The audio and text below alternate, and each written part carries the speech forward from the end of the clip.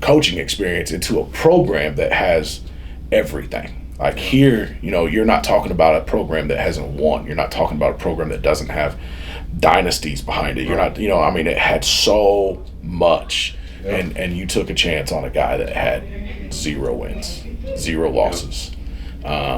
So still to this day, tell him every day, thank you, or every year. Man, now you're going to get me emotional because you paid it forward with me, Burke. And I was just thinking earlier, sitting in this office interviewing with you, and I can still remember word for word. I said, you said, where'd you go to high school? And I told you the whole grapevine thing. And I said, but, Mom sent me up here to live with Dad, 3 months left, and you said word for word, you said, what's it say on your diploma? I said, Benjamin Bosse High School. You said, you're a Bulldog.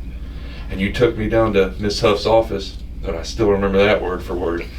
She said, she looked at me, I said, how are you, Miss Huff? Haven't seen you in a long time. And she said, I might be looking for a new gym teacher if someone doesn't act right. And I remember walking back here, and you go, that's just how she is. She's not happy with me right now. But man, I have the utmost respect for Ms. Huff, for you didn't just take one chance on me, Burke, you took another one. And I think that's life, Kyle. Yeah. Like, where we're at. So I think people like, if you're only given one, nobody's gonna be successful. Right. And hell, I don't know how many chances I was given. Carol Matchett, Jack Colescott. Like I was a fighter, man. Yeah. Like I didn't just talk. Like I wanted to be physical, and I was thrown out of school. I was kicked out of a middle school completely. Like 64 referrals in a semester. Come on, yeah, 6th grade, bro. Yeah, I can remember. I can remember. Yeah, I wish my mom was here so she could just validate what I'm about to say to you. But I'm laying on the floor in my 6th grade class, sound asleep. I got out of the chair and just laid down on the floor and went to sleep. They called my mom to come pick me up. That was the last day I went to Jones Middle School. and like, you just have certain, Stacy's dad wouldn't let her date me forever. And just like, you just have so many chances and you have so many stones that you got to crawl up on and continue to push away from you to get to where you're at. And if that's your base, then you can't change, and it doesn't matter. Your base and my base might be different, but the fact that we coexist with each other means that our bases have got to be similar in ways, and good people are going to find ways to coexist with their bases, even though none of our bases are the same. Right. And so it was easy. It was hard. We had hard times. Yep. You know what I'm saying? All of us, all of us had hard times. I can remember Mrs. Huff saying to me when we hired Lamar. God, I'm glad you mentioned him because I wanted to bring up how well he's doing. Yeah, just phenomenal. Yeah. He's she was like, we have to get a little color on your coaching staff. Yeah. And again, you don't look at stuff like that. I'm looking at Kevin Hurtis, who's one of the best basketball minds around. Yeah. I'm looking at Jason Roach, who's over at Washington with my kids, wants to be a part of everything. Right. I'm looking at Patrick Mallory, who's got daggers, and everybody loves Patrick Mallory from one side of town, but the other side of town don't care too much for Patrick Mallory, which I loved. Yeah. And at the time, Marky Rohr, who is probably one of the most analytical basketball coaches, and even before the analytics. I remember you telling me the way he would break down math angles because mathematically he was brilliant. No, it was he just was so good at stuff, and I remember him sitting, right in front of me at 20 years old, and me saying, you're from Bar Reeve, man. Like this building is different, and he kind of chuckled, and he was like, we went back and forth a little bit, and he was just like, just give me a chance, and we were at the Old North. Nick Wade, the assistant athletic director out at North, was my JV coach. We got into the JV halftime, man, and Juddy Hebner was my best freshman, and we had moved him up. And my rules with moving kids up. Yep. If you move a freshman up to play, he has to play. Right. If you're not playing him, what are we doing? We're wasting his time. And he wasn't playing, and we got to arguing, and he said something slick. about if you don't like it, I just don't have to coach. And I said, you're right, you don't. You're fired. Mark, you're coaching the second half. Yeah. And that's actually how Mark started being the JV coach. That's was how that, he got his that opportunity. minute right there. And then Marky got the job at South Knox. Yep. And we're looking for we're looking for the replacement. And she had given me it has to be, and I was like, look, there's not a lot of people that are applying for these jobs that we can hire. And so she said 1 minute, 30 minutes later, he was in the office. Yeah. And I walked up, met him, and I didn't trust him at all. You're kidding me. Didn't trust him He at all. was your right-hand man. Didn't trust him at all.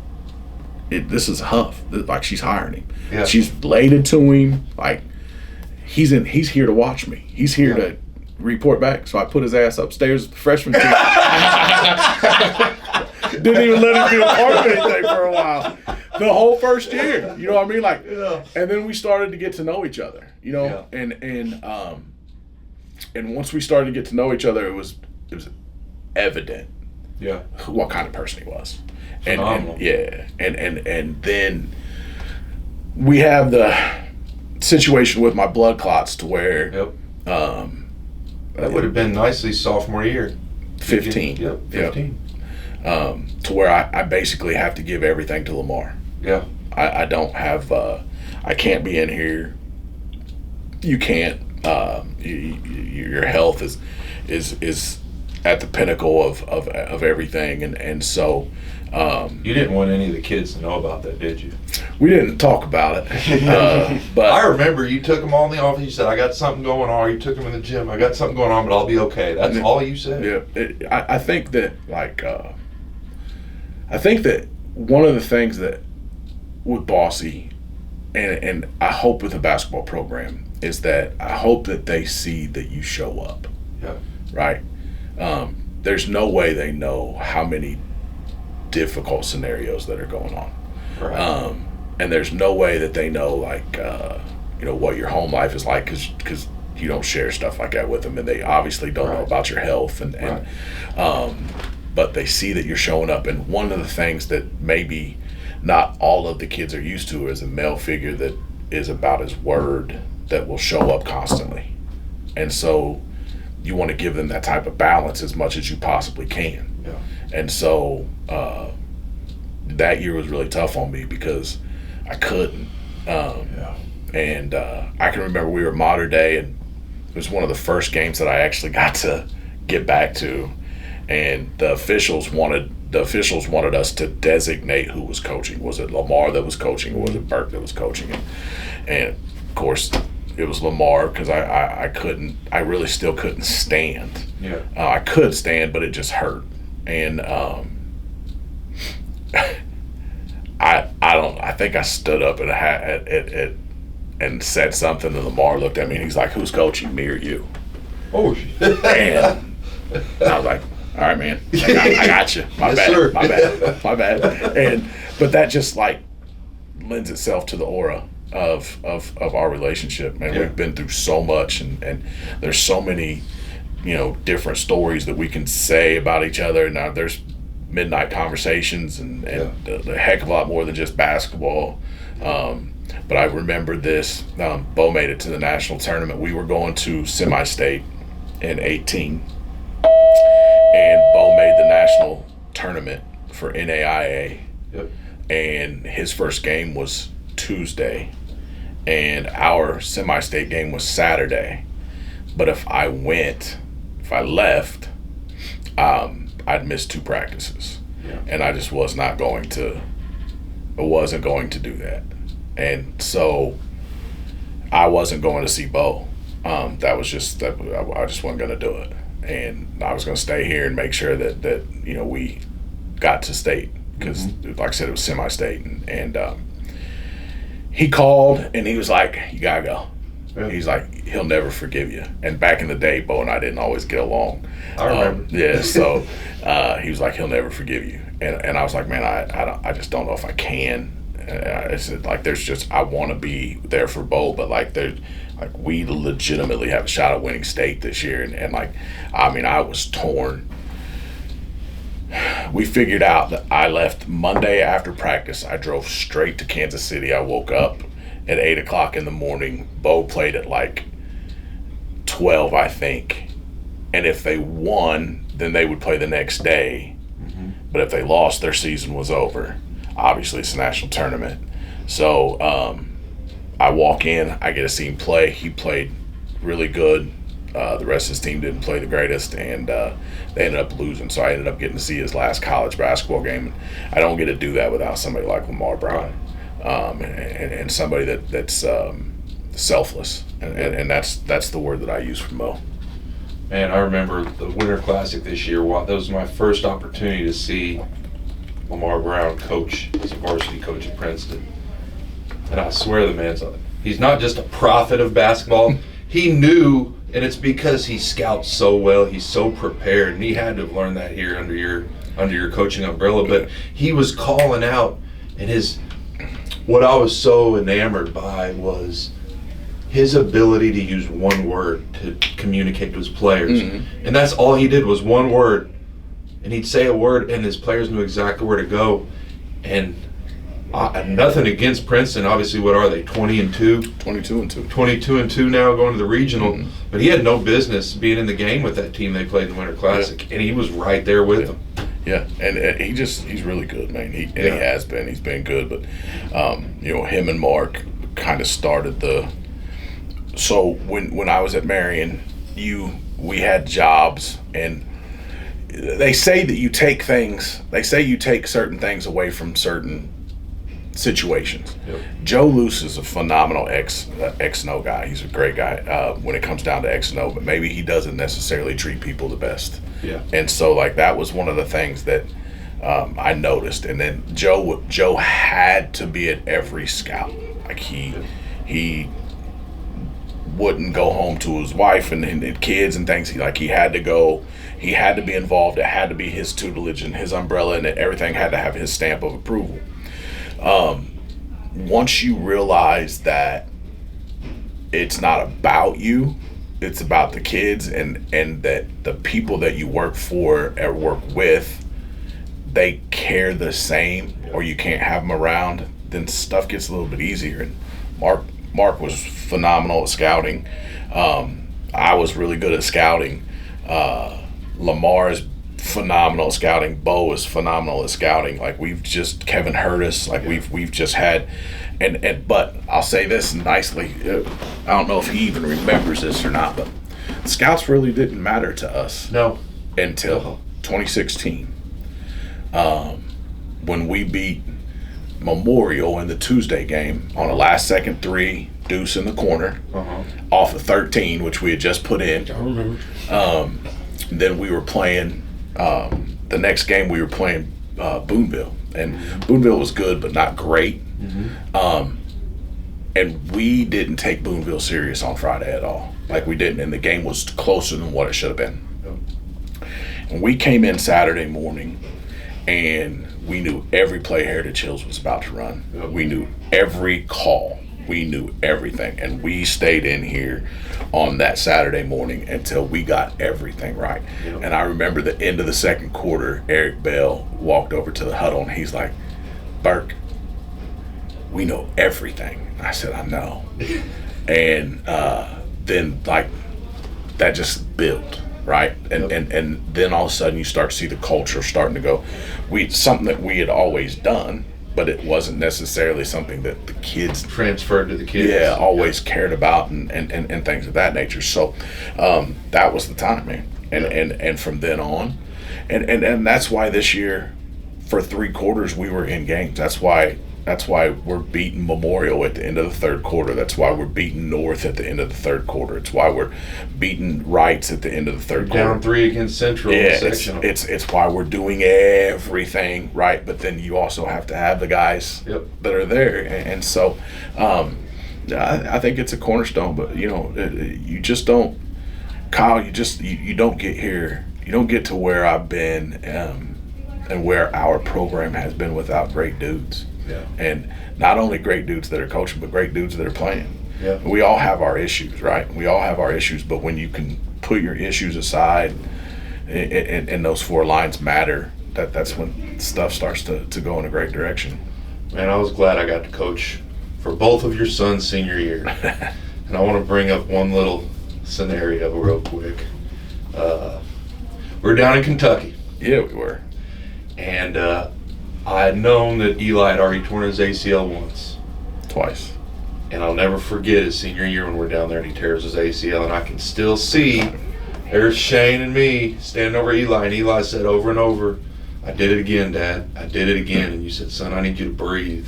And you had to go coach the rest of that half. And, you know, we weren't treated very favorably south of the Ohio River. And I'm going in there with Eli, and that trainer said the worst thing he could have possibly said to a guy that just, man, I'm sitting there crying with Eli. Because I too have torn my ACL my senior year, and I watched it all go away. Lamar was right. Eli was that tough kid of yours. Yep. Because he didn't let that torn ACL stop him from going on and having a great college career in baseball. But they didn't. They said something along the lines of, "Well, we don't have an athletic room for you."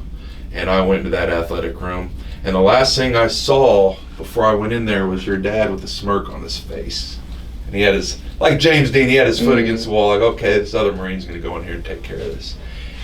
And I'm telling them exactly how I feel for them treating this young man this way. And then I feel this hand rip my shirt. "Get out of here, Kyle. It's you." And that door slammed. And how do you, because here's where I want to transition into it with, because I just talked to Dana Willis Sr. And she had another story that I didn't even know of. And people don't understand, Coach, what you do outside of the game of basketball for the kids here. And she told me some stories that just blew my mind. You know, and I knew one of you sitting on a front porch for a young man, and you told me, because you were telling me as a lesson to me as a man, you can't do certain things that are going to jeopardize yourself. But how do you do what you do for these kids and it doesn't go unnoticed? I mean, I don't think I ever broadcast it. Because a lot of the stuff that is done, you don't want out there. Right. That for the kid. Right. For you. Yep. Our business is our business. Yep. It doesn't have to be everybody else's business. And the only way it becomes everybody else's business is if I go out there and blab my mouth because I need somebody to pat me on the back, or I need somebody to tell me attaboy or something like that. And it's just not, that's not who and how I want to be.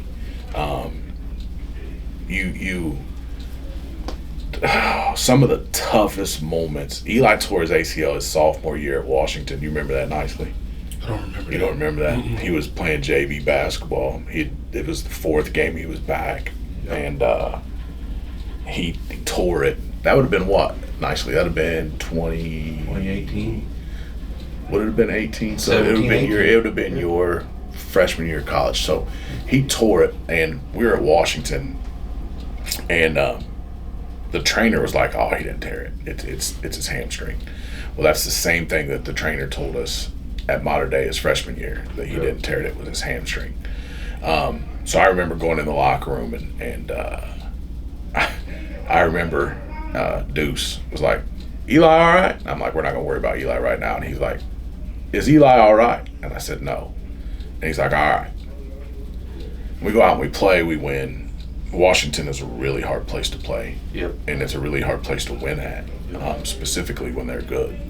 And I can't even, all I remember about that game is that my mom told me that Eli needed to wear his brace. And I had told my mom that the doctor said Eli does not need to wear his brace if we're not wearing his brace. I just remember not wanting to look at my mom walking off the floor because I was getting the brace. Yeah, I was getting the brace look. And so I remember after the game, though, I remember telling him, thank you for letting me be a dad in that moment, not having to be everything. Because sometimes, again, that's what we talked about earlier. Sometimes you're cartridge is empty, man. And you got to have good people around you, and you got to have the kids that not only believe in you, but believe in what's going on in order, when your cartridge is empty, in order to continue to be successful. It goes down the list. It does. It goes down the list. I remember nicely at the free throw line in Logansport, and I remember. Fucking remind me. But I remember at the end of that, I remember hugging him, saying, "Hey, man, like, don't worry about it. We're gonna have another chance to win." And we went into a whole nother overtime, and he was one of the reasons why we did. And then we make it all the way to semi-state, and he's part of that. And that loss was part of the reason why we were able to be good. And so like, there's just a lot of things that if you remember why you're doing what you're doing, and if you really are doing it for the reasons you say you're doing, then the moment is never about you as an individual. It's about trying to take care of everything around you. At that time, I didn't want you to get yourself in any trouble. At that time, I needed Eli to be calm. At that time, I didn't need my dad in there. At that time, Stacy was crying. At that time, they were being assholes. You know what I'm saying? So who is going to be able to snatch and flow, right? You sacrifice yourself for the people around you, Burk. All the time. Over and over. And I've seen it. If you don't, it doesn't. If you don't, you're not, in my mind, you're not doing it for the right reasons. Right. I always like calling you boss, but I saw Stacy at the game you were playing at the Harrison tournament this year. Mm-hmm. That's a real boss of your family, man. I mean, no doubt. How does she do what she does so well? I mean, you've got to appreciate just what a great woman she is. It's taken a lot of time, because you take stuff for granted. Right. You know what I mean? You do. You don't realize that when you're doing what you're doing, she's at home with one kid to start off. Then it was 2 kids. Then it was 3 kids, and then it was 4 kids, and you might have had 1 kid with you. And then, then now you're gonna uproot your family. She's leaving a job that she's had and that she's comfortable in, and both of our parents are there. We have a good support system, and we're coming down here and we're gonna be bare.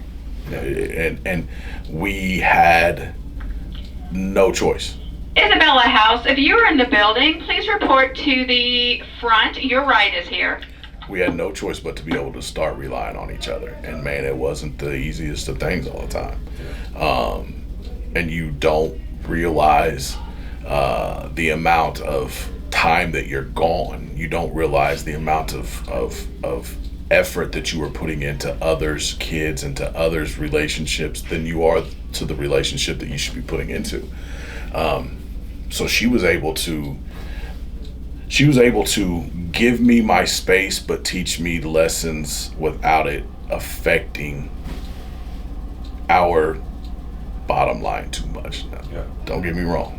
There was multiple conversations about divorce. There was multiple conversations about going and seeing marriage counselors and shit. We did, and there's multiple conversations about how we would split the family up if we did what we did, and things of that nature. And then it just kept coming back to the fact of we don't need to. We just need to figure each other out, and we've been able to do so really, really, really well in the last 5 years. But I don't think we gave ourselves a lot of credit back in the day for being able to be as successful as what we were being during that time frame either. And now you got a grandkid, man. There's that Burke smile. Tell me about being a granddad, man. Best thing in the world. Yeah. Seriously. I don't... Bo, Jalen Chin, Ethan Thomas, all have said, you are way too soft nowadays. Because you got a grandson. Every single one of them. They're like, you'd have never let us get away with that. You'd have been going crazy. Just a reminder, if you're in after-school programming, you should be in the cafeteria, or if you are here for a sport, you should be with your coach. Thank you. I think a lot of that has to do with the fact that you don't want, like, what's important, right? It is the when Nicely decides what he's doing, right? What do I want him to remember the most, right? When Kyle decides, what do I want him to remember the most? Well, now I had Nicely for 4 years. I've had Kyle for on and off for 6 years. We're friends, but like business, Yeah. you know what I mean? Yep. So I'm about ready to go into a lifetime with my grandkids, and how and what do I want them to remember? Is it the guy that is truly the guy between the four lines, or is it the guy that has been able to shape himself in different mannerisms when the four lines are away? So it's inevitable that you change, but it's crazy how fast that you allow yourself to change, because now it's about, you don't want Baylor to hear you say the F-bomb, and you don't want Jetty and Brooks to see the veins pop out on your neck when you're yelling about a game that you really truly love, and they are going to love as well.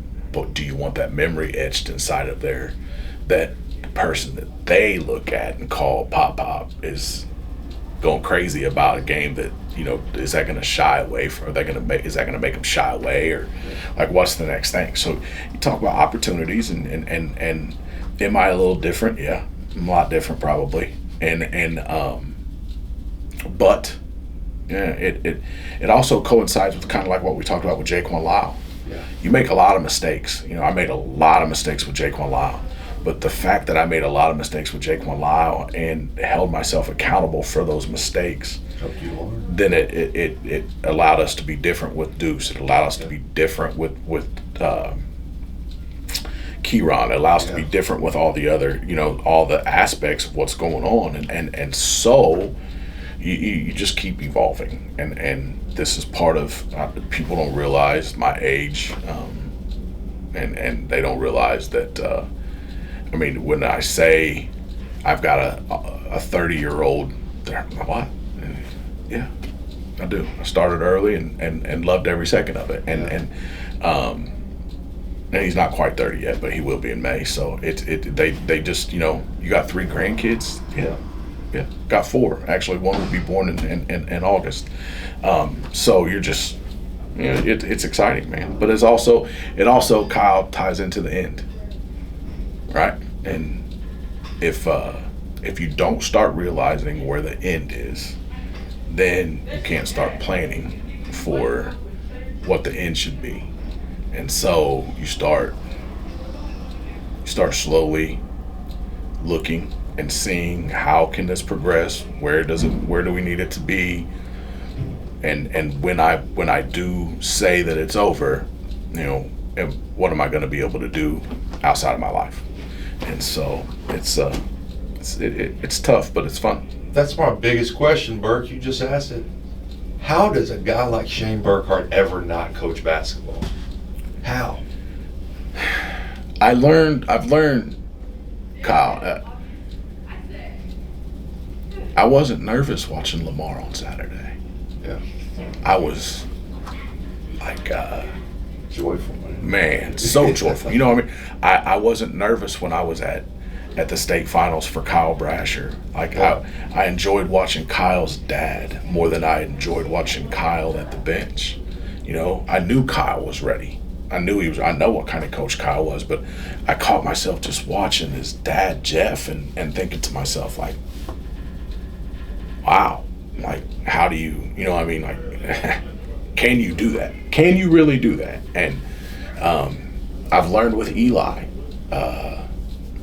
baseball's tough, man. Yeah, and between the ears. Yeah, and if you're dug in and you see 96 go by your son's chin, and you know that he's digging right back in because 96 is now going to go right back up the middle, like, you got to hold your breath a little bit, and you got to be able to decipher, different things. And I wish I would have had a redo with Bo, because I feel like it would have been different for him. But in the same breath, it's like what I just said. Bo is the person. Bo is my crash test dummy in everything, you know, and it sucks for him. But man, he and I've told him this, you know, he's helped mold me to a better father and a better coach because of all the stuff that we screwed up with him. So it's inevitable, man. Is coaching going to be in your blood all the time? Yeah, it's going to be in your blood. But when you can, honestly, and again, Kyle, like one of the things I really try to do this, man. I don't like lying to people. I just don't. It's just I've lied to people before, and I've got caught in lying. I've lied to my wife. I've got caught in that. And back in the day when I would fight all the time, I'd lie about that too. You know what I'm saying? And you just don't. You know what I mean? Like you there's just nothing there, right? Right. And so like when you put yourself in that scenario where you don't want to lie, now you want people to believe you at your word, but you got to actually show them that your word is meaningful. And that's just not something that's just a foregone conclusion. Like it's something that you gotta live by. Do I go home and live my life the same way that I'm sitting here? No, I don't.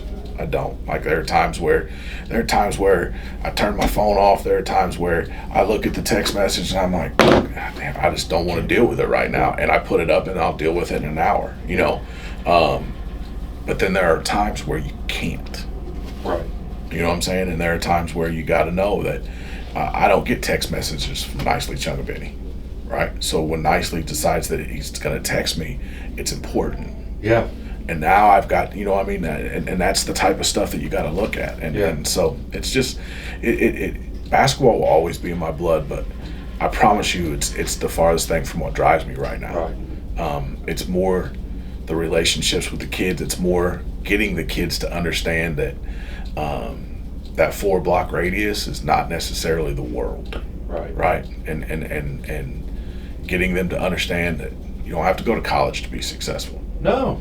You know what I mean? Like and you can have great memories. Can we provide a lifetime of memories out here in your 4 years? Can we do that together?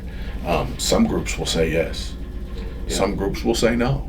Yeah. Some kids will be like, man, it was the best ever. I know one kid that right now that wouldn't piss on me if I was on fire. You know what I'm saying? And that's it. And you got to live with that. Yeah. You know what I mean? It's not necessarily something that I'm happy about. You know what I'm saying? But you got to live with it, because when you go to bed and you see your wife, and you wake up the next morning and you look yourself in the mirror and you're putting on your pants and you walk in here and you see what's going on, are you doing what's right? Are you holding yourself above what people believe you should be? And are you trying to prosper the kids that are with you? And if you're doing all that stuff, then there's not really anything anybody can say. Now, they're still going to say it. Right. Yeah. They're still going to say it. They're still going to talk crazy. They're still going to have things that and I love those boys comments.